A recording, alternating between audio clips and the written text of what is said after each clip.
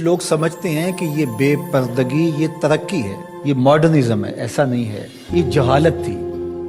کعبۃ اللہ کا طواف برہنہ کیا جاتا تھا. تو برہنگی یہ جدت نہیں ہے، یہ قدامت ہے. یہ ترقی نہیں ہے، یہ جہالت ہے. اس سے اسلام نے نکالا ہے اور پردے کی طرف اسلام انسانیت کو لے کر کے آیا ہے. کان رسول اللہ صلی اللہ علیہ وآلہ وسلم اشد حیاء من اظراف خدرہا. کمواری لڑکی پردے میں لپٹی ہوئی جس طرح حیادار ہوتی ہے، حضور اس سے بھی زیادہ حیادار تھی. تو یہ ہمارا دین ہے. لیکن مغرب اور لادینی قوتیں جانتی ہیں کہ پردہ اسلام کا شعار ہے، اور انہوں نے پہلے اس کو کمزور اس طرح کیا جس طرح ایک رواج کسی نے کہا. بعض بڑے بڑے چینلز کے اوپر بیٹھ کے نام نہاد مفکرین کہتے ہیں یہ عرب کلچر تھا. عرب کلچر تو برہنگی تھا. عرب کلچر تو برہنہ طواف کرنے کا تھا. گھروں پہ جھنڈے بدکار خواتین کے چھتوں کے اوپر عرب میں لگتے تھے. تو یہ پردے کا تصور کلچر نہیں ہے، بلکہ یہ سنت زہرا سلام اللہ علیہ. اللہ کے محبوب نے فرمایا ہر دین کی کوئی الگ شناخت ہوتی ہے، الگ پہچان ہوتی ہے. ہر دین کا ایک الگ نشان ہوتا ہے. تو اسلام کی وہ خاص چیز، وہ خاص نشان، خاص پہچان پردہ ہے، حیا ہے.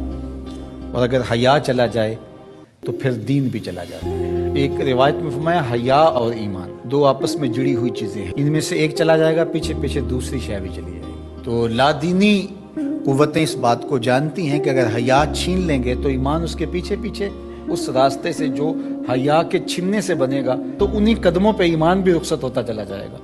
تو لہٰذا ان کو یہ کہو کہ تم ترک ایمان کرو تو یہ تو کبھی راضی نہیں ہوں گے. تو اس لیے انہیں پردے کا ترک کروایا جائے، انہیں حیا کے جوہر سے محروم کیا جائے تاکہ یہ ایمان کے جوہر سے بھی محروم ہو جائے. تو پھر انہوں نے کئی رنگ تراشے. کبھی کہا کہ نظر کا پردہ ہے، کبھی کہا کہ پردہ تو انسان کے دل میں ہوتا ہے. تو مجھے بتاؤ آج کا شخص جو شہوتوں سے لتھڑا ہوا ہے، جہاں شہوات کی گندی ہوائیں چل رہی ہیں، اس ماحول کے اندر اگر کوئی یہ بات کہے تو کتنی عجیب ہے. جس ماحول میں تقدس کی باد صبا چلتی تھی اور وہی اترتی تھی، اور جبریل کو وہی لے کر کے آتے صحابہ نے دیکھا تھا، اور قرآن اترتا تھا، اور قرآن پڑھانے والے سکھانے والے خود صاحب قرآن تھے.